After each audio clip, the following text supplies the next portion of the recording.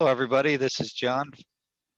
Hello, everybody. This is John Fanning, the treasurer of the Greater Houston Business Ethics Roundtable. I'm also the vice president of Integrity Risk, who's this year's corporate sponsor. Thank you for taking the time to join us for the GHBER Summer Workshop.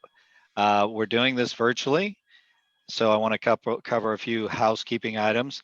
Attendees are all muted, but we do want to make this an interactive session, so you have the ability to link into the Q&A down at the bottom, and feel free to ask questions, and depending on the question and the timing, we will jump in and answer it during this session, or we will go ahead and reserve some time at the very end for it. This session will be recorded, and the links will be on our website, and any materials that are provided will be there as well. So without further ado, I will introduce our president, Vanessa Rossi, and she'll get us started. Hi, Vanessa. Hi, thanks, John, and hello, everyone. Thank you for joining day 4 of our members workshop. I hope you've enjoyed the past webinars, and I hope you'll be able to join us tomorrow. Before we kick it off today, and before Joya introduces our speaker and our topic, I wanted to say a few words about our sponsor, Integrity Risk International. So Integrity Risk is a provider of risk management services, including global enhanced due diligence services, accompanied by a comprehensive due diligence online portal and supported by a database aggregator and other sophisticated technology tools. Integrity Risk also provides services related to beneficial ownership compliance, wealth intelligence, social media diligence, impact investing, and sustainability diligence. They also provide compliance advisory services in several areas, including anti-bribery and corruption and anti-money laundering. Finally, Integrity Risk performs asset inquiries, executive background checks, monitorships, and various safety and security services.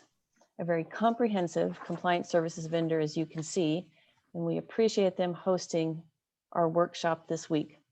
Now I will pass it off to Joya, our program chairman, to introduce our speaker and our topic. Thank you. Good morning, and thank you, Vanessa.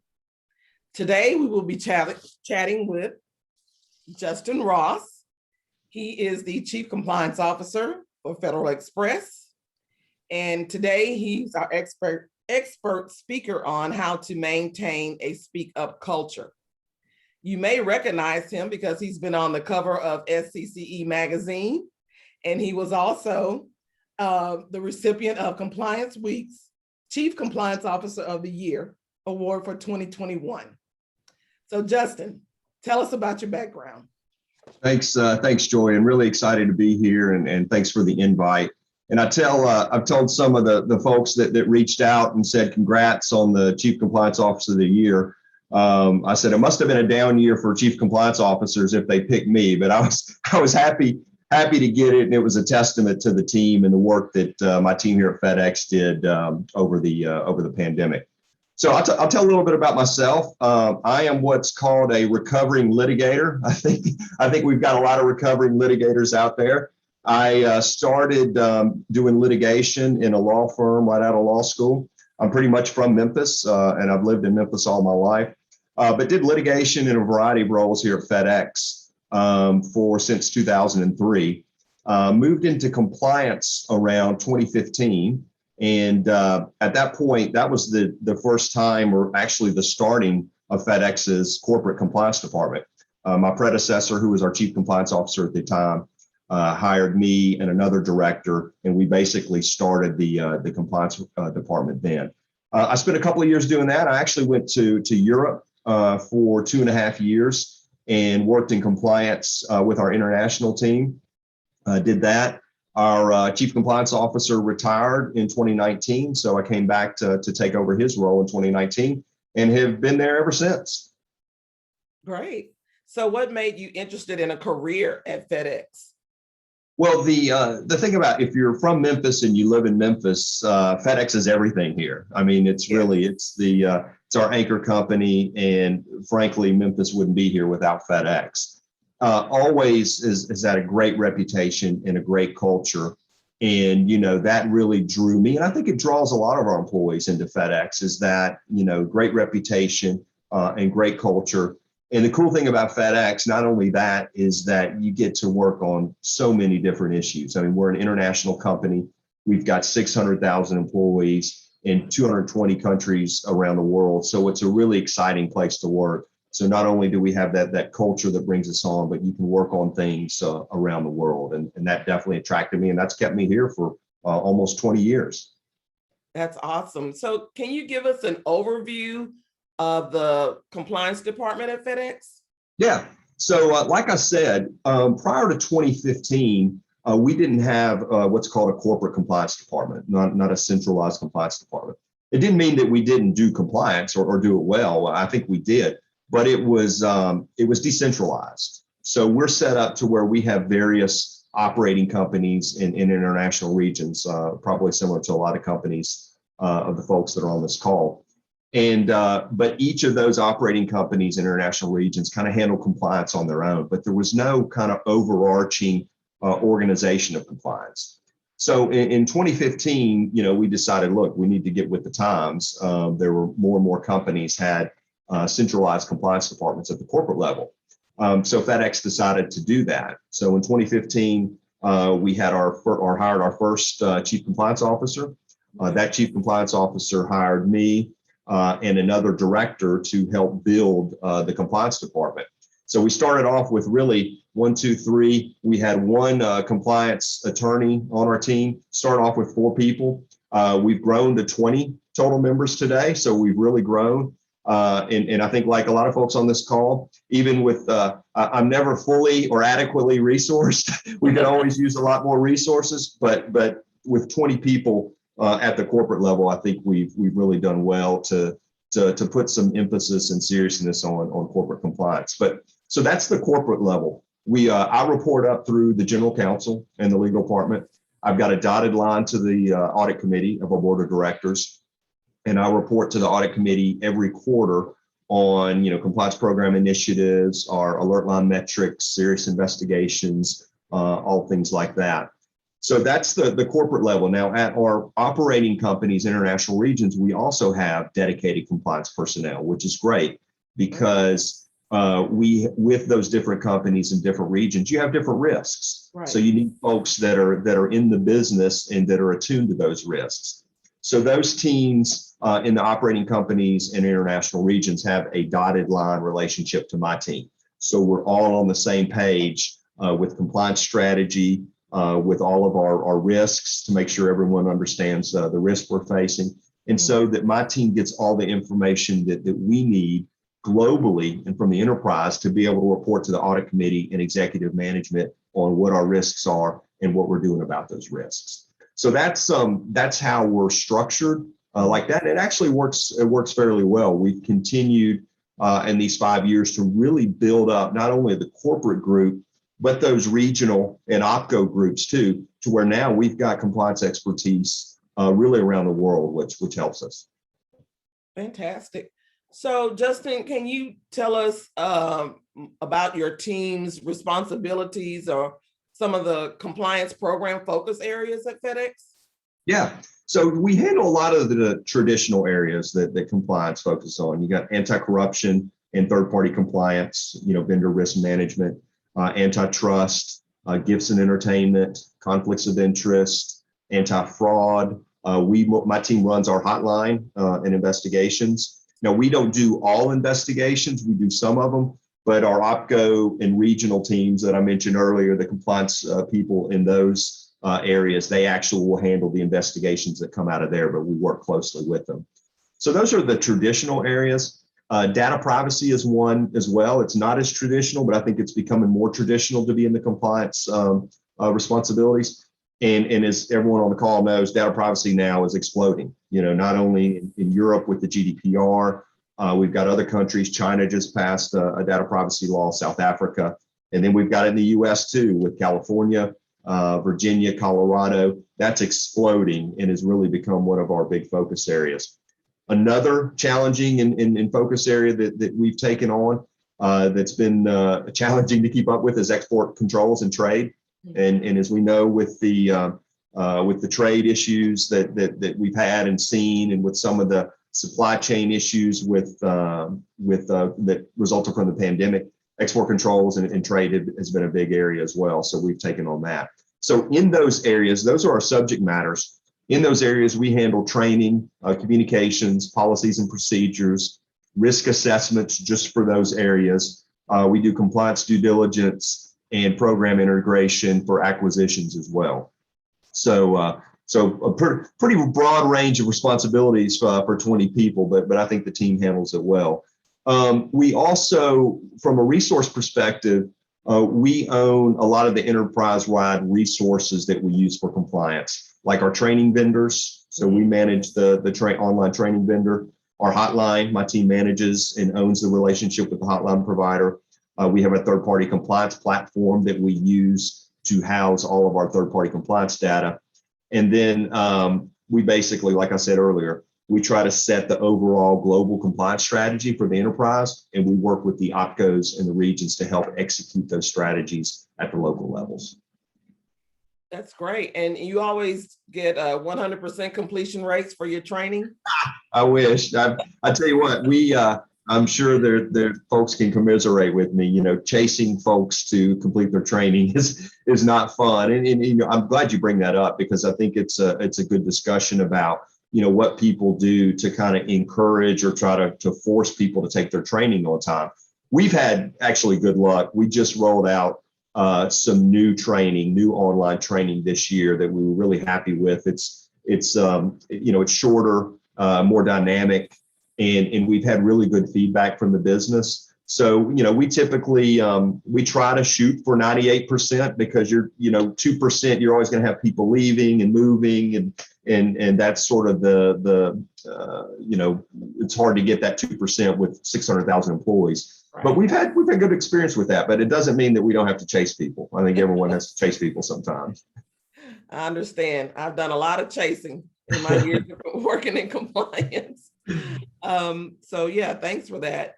So Justin, what are some things that you think are essential to having a successful compliance program? So I think I'll talk about three things, and two of them are more, I guess from an enterprise level, less tactical, and one of them is more tactical. So I'll start with the two that are less tactical. And look, this isn't rocket science. Anyone that works in compliance knows that these two things are important. One, a speak up culture. Two, tone at the top. So look, a speak up culture to me is the most important foundational element of a program. And I think that we can, from some of the issues we've seen with other companies in the last couple of years, how companies get into compliance issues and enforcement actions is lack of a speak up culture, or people speak up and the concern is not addressed or it's ignored. So it's absolutely important that employees know how to speak up, are comfortable speaking up, do not fear retaliation. And then when they do speak up, there's transparency around the process as to what's happening with that concern. How is the company looking at it? Or is the reporter being, responded to and kept up to speed? And then what happens at the end? How is the concern addressed and resolved? So speak up it's a constant battle to ensure that you've got a speak up culture. And I think at FedEx that we do a good job with that. It's not to mean that we don't have to consistently try to get better at it. Last year, we had a speak up campaign where we really emphasized the importance of speaking up. And it's, to me, absolutely foundational. And I don't think anyone would disagree with that, because, if people don't speak up, then a lot of times you're not going to find issues that you need to find. So I think that's one. Speak up is sort of at the lower level, that then you go, let's go to the top. Tone at the top is absolutely important. And I think you'd be amazed at what the tone at the top, what impact that has on employees when you have executive leaders. And I'm not just talking about the CEO, but I'm also talking about the level below the CEO and maybe even the VP level, consistently talking about compliance, consistently talking about integrity, and cascading that down is extremely important, because when you don't have that tone, then employees wonder, like, okay, if my executive doesn't believe in integrity and compliance, then why should I? So absolutely critical, I think. I think our executives here, it really has made my job easier as a chief compliance officer, is we have executives that definitely do that. They town halls, any kind of communications. We always put safety and integrity first, in any kind of communication, because just to show that that's important. And you may think, okay, it's too repetitive, or we say that all the time. You got to keep on pounding that message. I don't think it can ever get too repetitive talking about safety and integrity. One last thing. So those two are more ephemeral, but the other is tactical, I think, and that's relationships. So for you to be able to build a successful compliance program and to maintain that program, I think it's absolutely essential that you have strong relationships with the business, because there's only so much that a compliance team can do. We've got 20 people and we have 600,000 employees working in 220 countries around the world. You got to have help. And without those relationships with finance, with internal audits, with HR, you're not going to be able to get the things done that you need to get done. So I think it's extremely important to establish and to have those strong relationships with the business units to help you be successful. Absolutely. Going back to talking about the speak up culture and getting back, following up with people regarding investigations. I've learned recently in one of my roles that transparency is very important. And also just communicating, like you said, with the reporters and the people involved, actually the results of the investigation are very important. And you said that you guys do make that information available. Is that company-wide, or is it just something you do with the reporter? Or do you put it in a newsletter or email or quarterly report? How are you making that information transparent to FedEx employees? Yeah, so I'll look at it in two ways. First of all, with the individual reporter, when someone makes a report through the hotline, we are very interactive with that reporter. So, we have rules or procedures where, hey, the reporter has to be responded to within a couple business days of them making the report, where we'll send something through the hotline system saying, hey, thanks for your report. We're looking into it. We may reach out to discuss or to get additional information. And sometimes with anonymous reporters and ones that identify themselves, you got to handle them a little bit differently, because anonymous reporters typically don't want to meet with you and don't want to talk to you. Right. But so we'll do that, and then we will continue to update the reporters through the system. Now, during the investigation. Now, when it's done, it's really a case by case basis. We don't, in every case, we can't provide all the details because you've got confidentiality issues and things like that. So we have to be careful with providing all the details to the reporter when we complete it. But in some situations, we absolutely will. We'll say, hey, thank you for this. We took appropriate action here. We did discipline, or we did certain remedial action of A, B, C, and D. And to me, that to me is extremely important. And if we're working to be a lot more transparent about that. Like I said, sometimes we got to deal with confidentiality issues to make sure that we navigate those minefields. But we try to be very open about how the case was resolved, whether it was substantiated or not, and what action was taken. Now, that's that part. Now, the other part about actually publicizing investigation results and alert line metrics, we don't do that. We haven't done that yet, although we are exploring that. I know a lot of companies do. They post how many hotlines they receive, how many people they discipline, how many investigations that they've had and resolved. So we don't do that yet with employees, but we're definitely exploring that, because I think that's a big thing now, and it's about the transparency thing. I agree with you, Joy. I think it helps with transparency and here's where I think it helps. I think employees need to know that, there are concerns being filed through the alert line and things being done. It shows here, 300 people were terminated. So I think there's definitely some help in doing that, some benefit in doing that. Okay, great. Another question, Justin, how does FedEx support its managers on ethics and compliance issues? This is this is an area that we're really focusing on in our fiscal year 22, because we talked about earlier, Tone, at the top, But the manager support is extremely important, and I think everyone here watching today and listening today will agree that you study after study that you look at, even internally at FedEx and externally, people go to their managers first with concerns. Right. They don't go to the hotline first. They go to their managers first. So our managers need to be equipped to handle this. How do I handle this? How do I handle an ethical dilemma? How do I have an open door policy and actually do that? How do I listen to this employee? Who do I call, in compliance when this comes up?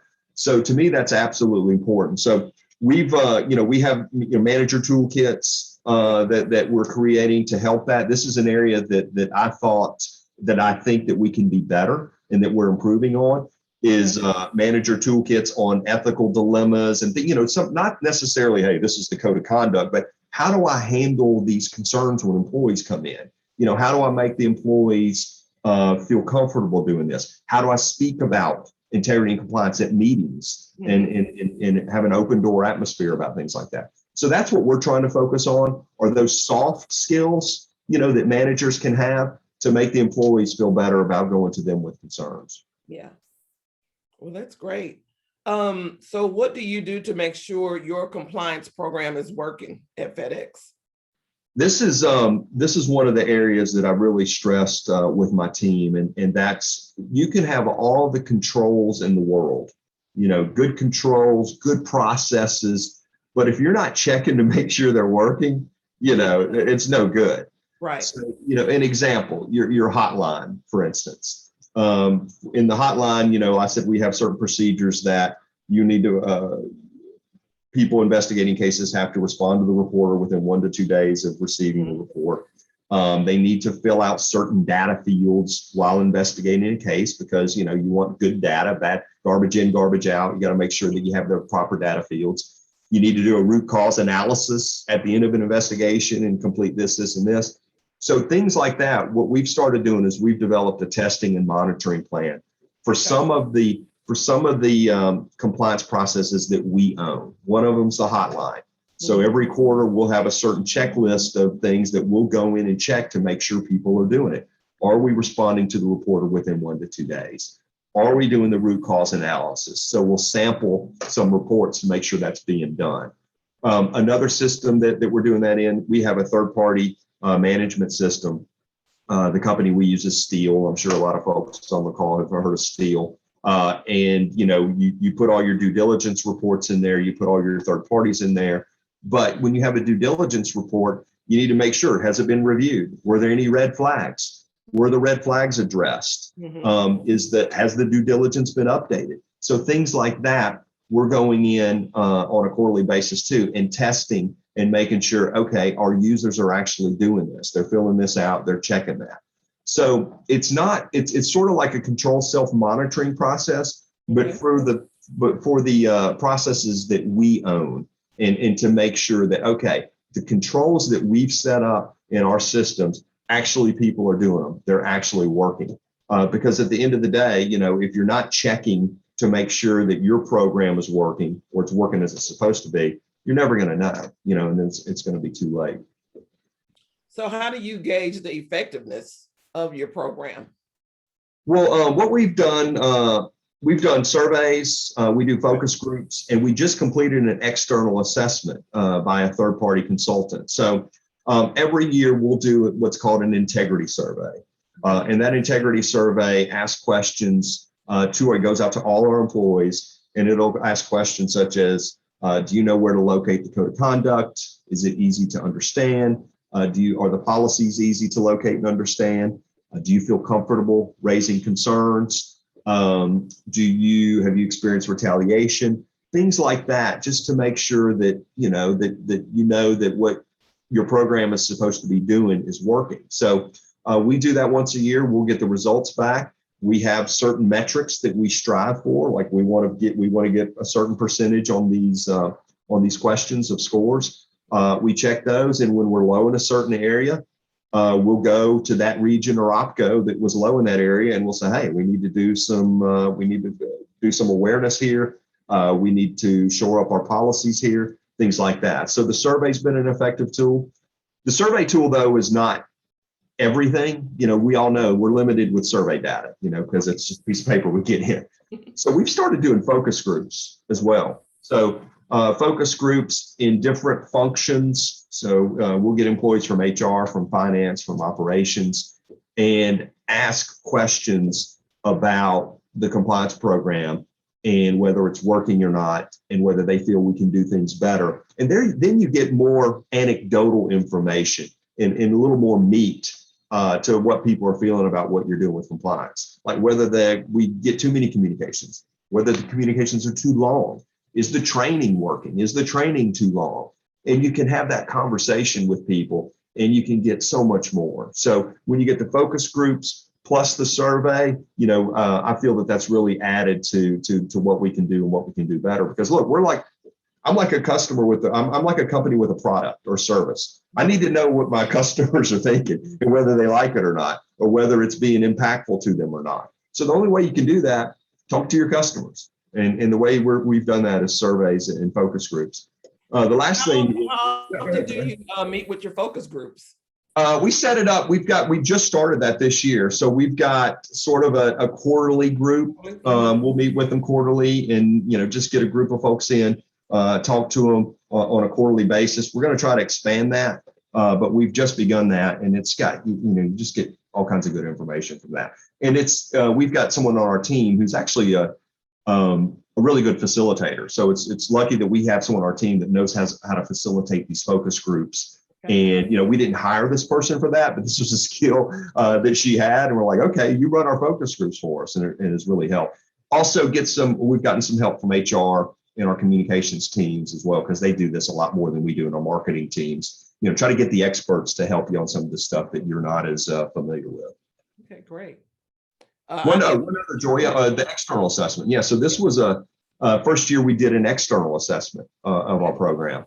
And we used Ethisphere to do that. Ethisphere is I think everyone knows Ethisphere. And they came in and looked at all our policies and procedures and our code of conduct and our communications, and interviewed, 25, 30 people, all, some of our stakeholders, some of my team, a lot of folks around the company to see where we are benchmark related to other companies. Mm-hmm. And that was extremely helpful, really, really helpful. Because, Ethisphere works with companies around the world and does these assessments. And it's great to see where you stand with other companies. So we felt that with the look, it's not perfect. I think we got to continue to find ways to gauge the effectiveness of our program. But I think with those three things, it's really helped us figure out, all right, what are our gaps? What do we need to improve on? Where are we doing, things good and things like that.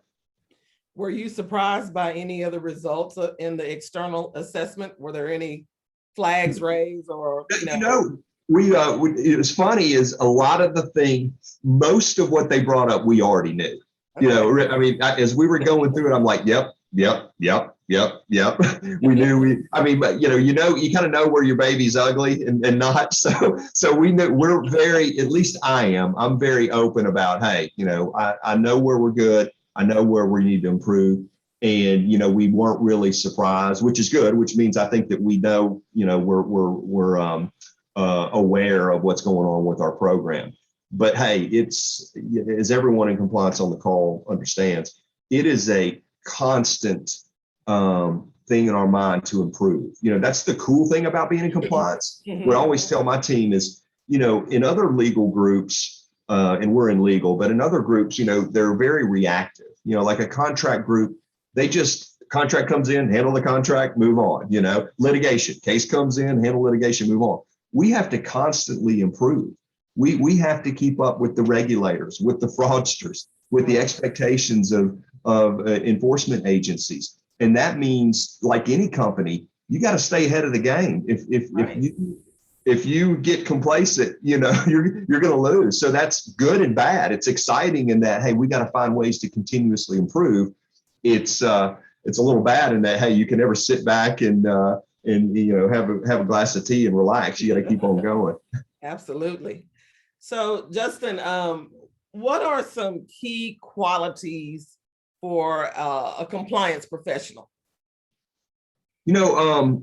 I think we can list a lot, but I'll say the ones that I think that I've seen over the years and I believe are key. One is being brave. And I don't think anyone would disagree with that. Look, sometimes we are the bearers of bad news. Right. Sometimes we have to say no. Right. Sometimes we have to stand up for what we believe, even though the business may want to do something else, and that requires bravery. And and sometimes you're dealing with executives who are very powerful, and you have to be brave and stand your ground when you think you need to stand your ground when you know it's right. So being brave, I think, is extremely important. I like the different side of that, not the opposite side of that, but I think they're close to the other side of the coin. But you also have to be practical. Right. We're running a business here. Mm-hmm. So, whereas I would always like to say, no, because I'm risk averse, I'm extremely risk averse, that's not practical. Right. We have to understand we're running a business here, and that involves some risk. Right. So, being practical about the level of risk that you're willing to take on, and understanding that, at the end of the day, we have to run a business, and we all have to have our salaries paid and our health insurance taken care of. So being practical, I think, is important as well. But finding that balance between being brave and practical is tough sometimes. And I think we've all faced that. A couple others, curious. I think always be curious, if it's an investigation, sometimes you got to keep digging. If there's a way of doing things, I think that we've always been doing it this way. Why? Be curious about certain things. So I think it always helps for a compliance person, especially be curious. And then one last thing is relationships. Like I said earlier, absolutely important to be good at building relationships, because I tell people all the time, I'm definitely not the smartest person in the room. I get things done by relationships, and that's by building trust between you and your business partners. When your business partners trust you, they're going to help you get things done. So to me, the relationship thing has been extremely important in our team's success in building a compliance program. Yeah, I agree. Trust is a major factor. Mm-hmm. Very major. So, Justin, why don't you tell us what have been some of the challenges in challenging compliance areas during the pandemic that you guys have faced at FedEx? Yeah. Well, look, I know everyone in the room and on the call here had challenges during the pandemic, some compliance related, some not. So, as you know, we were not a unique company, but we, a lot of our workers never stopped working. They kept on going. Our frontline employees, our drivers, our hub workers worked throughout the pandemic, and it was just unbelievable, the bravery and the ability that they were able to get the job done. And we were busier than ever. I mean, their pandemic, we were and still are. It absolutely, you got the pandemic, you've got the extra volumes, you got the e-commerce, and everyone shopping online. It was crazy. And so we're extremely proud of all of our frontline workers for getting the job done. But from a compliance perspective, a couple of things that jump out. One was export controls, I mentioned earlier. Remember, during the early days of the pandemic, a lot of the countries were saying, hey, we're not going to export the PPE, or, hey, we need to keep it for ourselves. And so the laws were constantly changing on export. Like, can we import that? Can we export that? Can we not? So that, with the compounded with the Trump administration's, kind of the tit for tat with China on a lot of the trade rules. That was going on at the same time. So every day you would see new parties added to the restricted party list. And then China would do some export control requirements as well. So keeping up with that at the same time with the pandemic was pretty challenging. And it's still challenging. I think trade is still an area that's been challenging. More and more countries are starting to enforce and enact trade laws. So that's why we've had a big focus on that. One was data privacy, working from home. We were all working from home. A lot of us were working from home. And, you've got privacy concerns and you got cybersecurity concerns with folks at home, and making sure that they understand, what you can do, what you can leave out, what you can't leave out, to make sure that you still abide by the same rules that apply when you're in the office. So that was a challenge. And, it seemed like the fraudsters and the phishing with a PH really picked up during the pandemic. So, we had, just like every company, we had a lot of phishing attempts on us, and it really picked up. So it was a little bit more difficult to ensure that our employees were aware of all that with everyone being at home. But I think we did a good job with a lot of communications and awareness. And it was that repetitive thing that I talked about earlier. We kept on harping on, hey, do not open things like this. Here are some tips on phishing.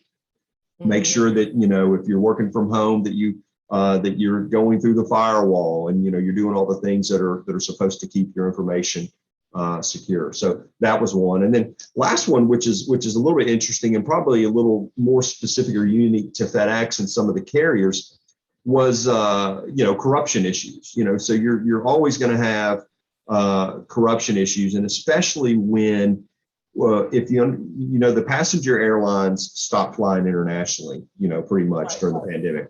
A lot of cargo flies in the bellies of passenger airlines. So when they stop, then all that cargo has to go somewhere.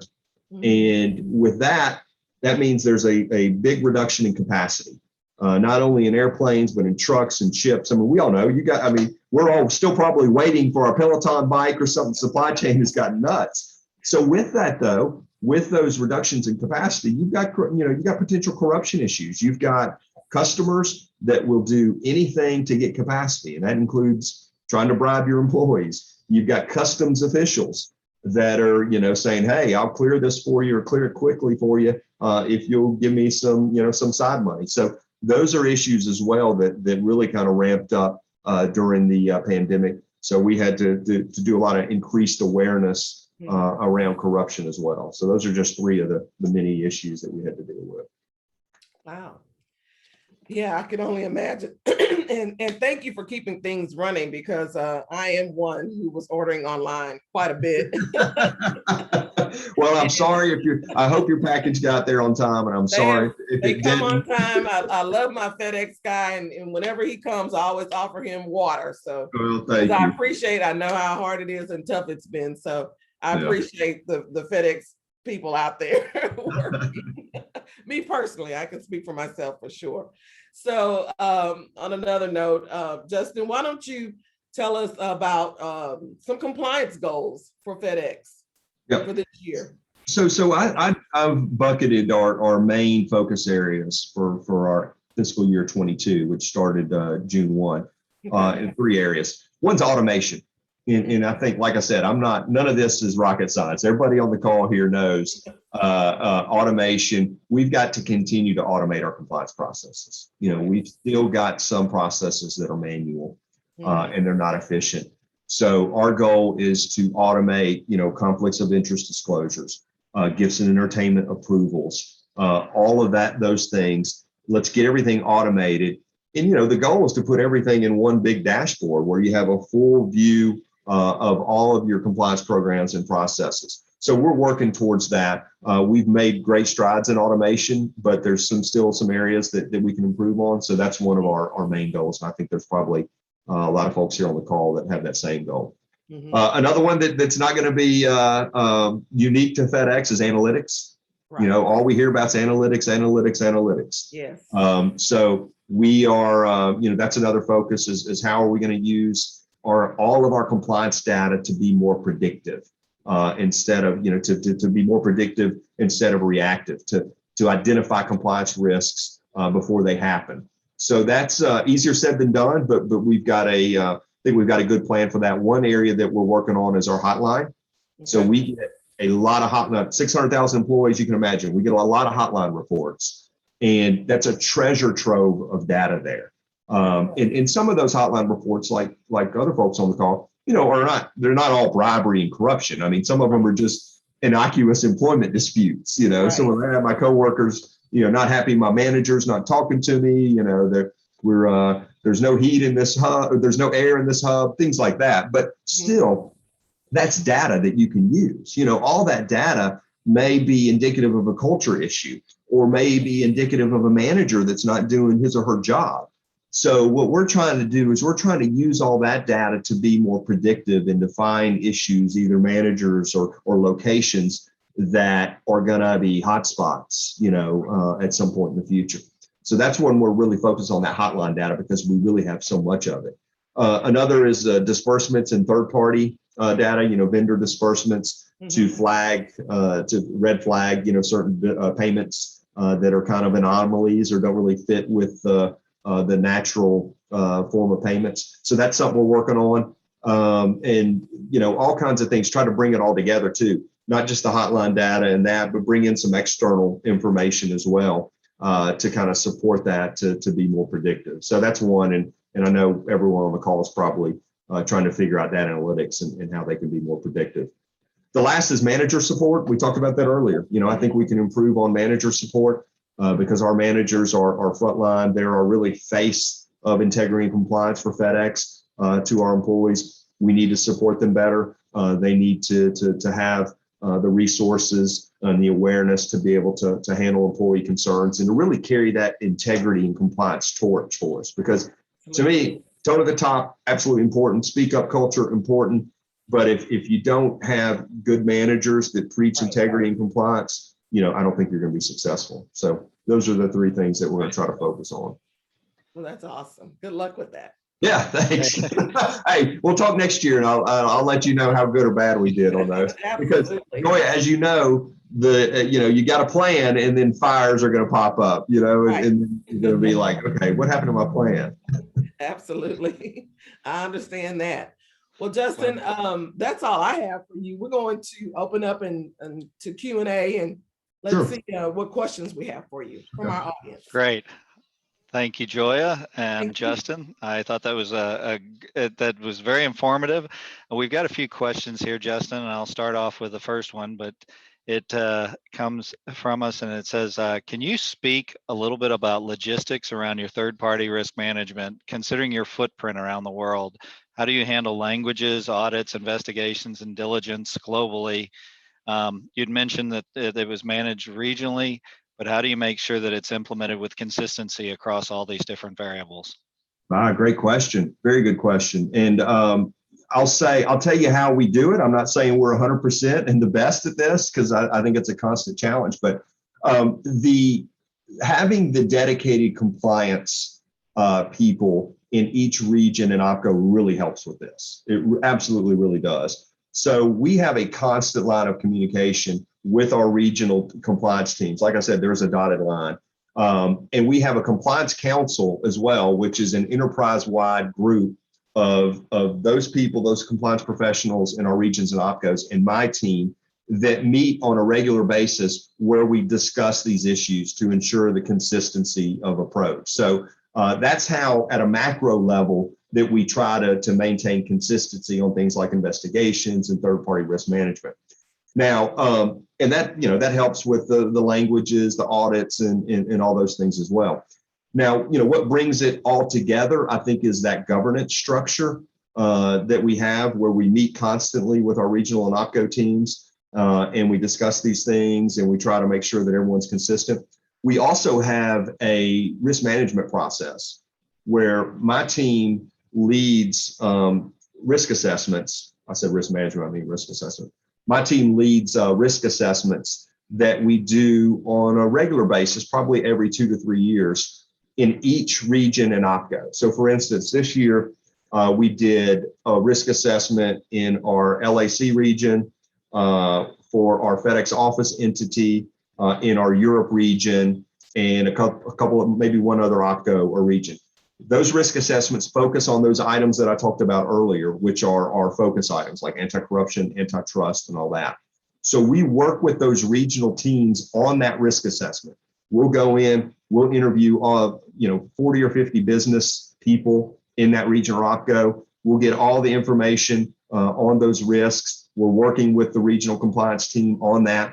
And then those risks bubble up. We have a report that we'll use, and then we'll have remedial actions that'll come out of that. So things like that, the risk assessment, the council, all these things that are this unofficial, I guess, governance structure really helps us to maintain consistency of approach and investigations, third-party management, all that. Now, specifically on third-party management, and I think I'll talk about that because you mentioned that first. my team kind of owns third-party risk management across the enterprise, at least with respect to corruption. So we own the system that houses all the due diligence reports. We create a third-party manual that tells the entire enterprise, here are the risk levels for third parties.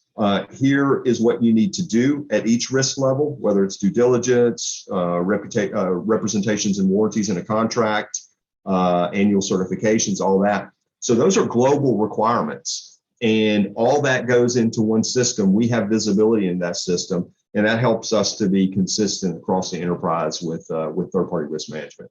But look, it's not easy. I'm not saying it's that we are 100% consistent with everything we do, but I think that helps us get there. And I tell you, that constant communication with our regions and OpCos and those relationships, it really helps, because they will rarely see or do something without us knowing about it, which absolutely helps the relationships and helps us stay consistent. Great. So consistency is maintained through communication, assessments, risk assessments, and third-party categorization. Very good. All right. Well, so the next question, this is a good one, and seems to be a reoccurring theme with a lot of our presenters. But Justin, what initiatives are there at FedEx around ESG, and is this fall under your responsibilities, or is it, Yeah, so ESG, we do have part of ESG. So in the S and the G, compliance falls within some of the social because it's culture, and governance. Obviously, there's corruption. There's all kinds of issues that fall in the S and the G. So we work closely. We have a separate sustainability team that sort of owns ESG. We've got a website, the FedEx Sustainability website, which is public. We just actually published our 2021 or FY 2021 ESG report. It's online, and it really lays out everything that we've done and what we hope to do. One of our main goals is carbon neutrality by 2040. So I think that was a public statement that we had just recently.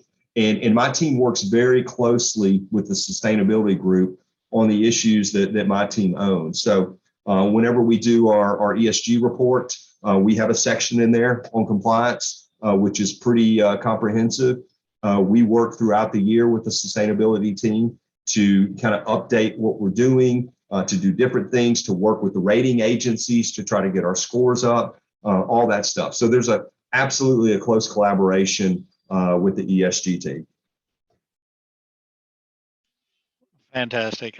Great. And then the next one, it says it is about the Speak Up system. You mentioned remaining anonymous was an option for reporters. How do you maintain anonymity with hotlines and investigations? Do you have specific tools that allow you to do so? And how yeah, our hotline system, which is managed by a third party, it's probably the third party that manages most of your hotlines. It's the major player in the industry, has a function which allows anonymity. So the person can make a report. They are anonymous, and there's really nothing that we could do to find out who that person is, at least not technologically. And we don't, that's one of our big rules is investigators, whenever we get an anonymous report, you do not try to find out who it was. And we try to make sure that the reporters understand that as well. But the system does that. So you can communicate back and forth with anonymous reporters through the system. The system is housed by our vendor, so it's not something that we can connect to our systems to try to figure out who this person is. And we actually set up certain I guess technical blocks to make sure that no one can do that as well. But I tell you what, that's one of the things that's interesting that was brought up. That was one of the things we found out in our integrity survey, is that there is still a little bit of, I guess, lack of confidence or awareness of employees about anonymity and whether it's truly anonymous or not. So that's something we got to work on, is sort of increase the transparency of the hotline process to our employees, to let them know, hey, here's what we do to make sure that you're anonymous. Here's how the process works. Here's how things are investigated. because that's something that came up on our compliance survey, that there's still some employees that aren't confident or truly aware how the anonymity function works. Right. Well, and that's important, I think, for getting honest reporting a lot of the time. No doubt. The next question is more around around a personal one, I guess, is how do you stay up to speed in the industry? Are there any groups like Greater Houston Business Ethics Roundtable that you participate in, or maybe something more global?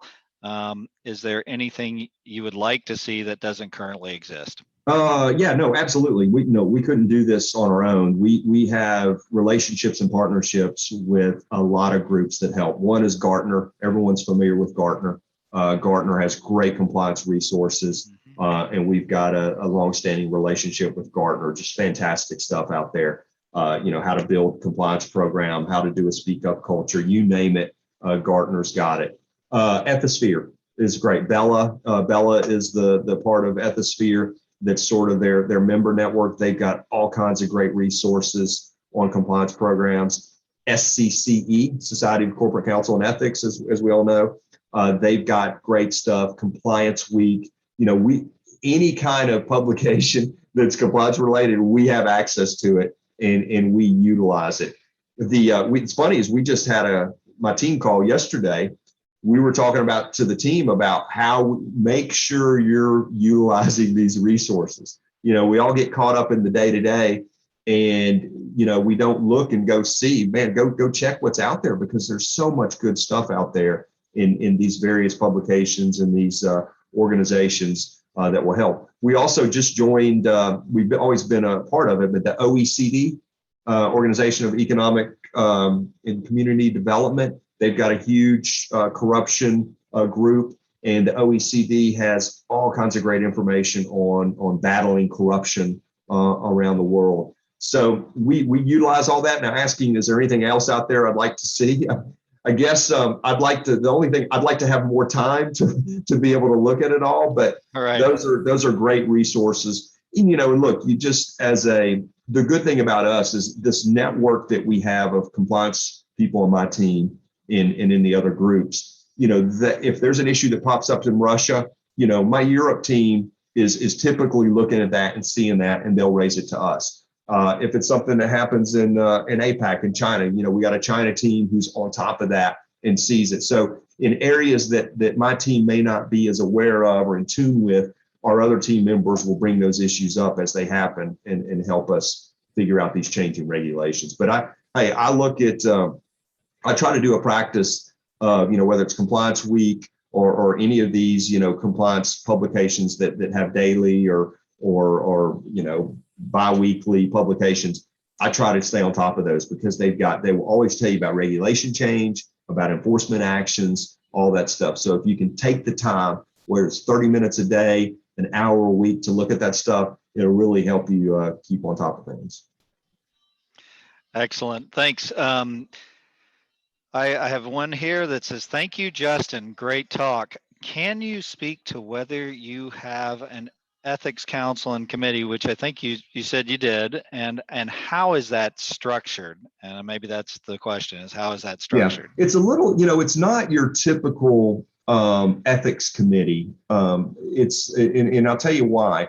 It's not something that's like at the corporate level and has, executives in it. We usually use our audit committee board meetings for that information, because we'll have our main executives in there and we'll have our board of directors in those meetings where we update them on everything that's going on. Now, our compliance council is that council that's comprised of my team and members of those OPCO and regional teams. And we typically meet quarterly, where we'll discuss all of our common initiatives, common risks, strategy, all that type of stuff. Now, it's not a committee that will look at, an investigation and decide, discipline or things like that. It's more of a best practice sharing type of committee, something that we use to get some initiatives done across the enterprise. And it's worked really well for that. Also, each OPCO and region has their own compliance committee. And those compliance committees are more like that. They'll look at audits. They'll look at investigations specific to that OPCO or region. So each OPCO and region have a compliance committee, and on those compliance committees, you'll have the head of finance, the CEO of the region, the head of HR sit on those, and they feed information and results from those compliance committees up to my team. So it's not really a formal governance structure with their compliance committees and my team, but it actually works pretty well because those region and OPCO specific compliance committee teams, they look at local risks, they look at local issues and handle those at the local level. Very good. Yeah, and finally, the final question that we've got right here, and pretty good timing. What are some of the processes you're setting up to improve your data analytics ability to be more proactive and predictive? Also, what are some of the activities you are doing to ensure you're getting good data or to improve the quality of your data? Fantastic question. So I'll handle it in this way. Remember, I was talking about testing and monitoring.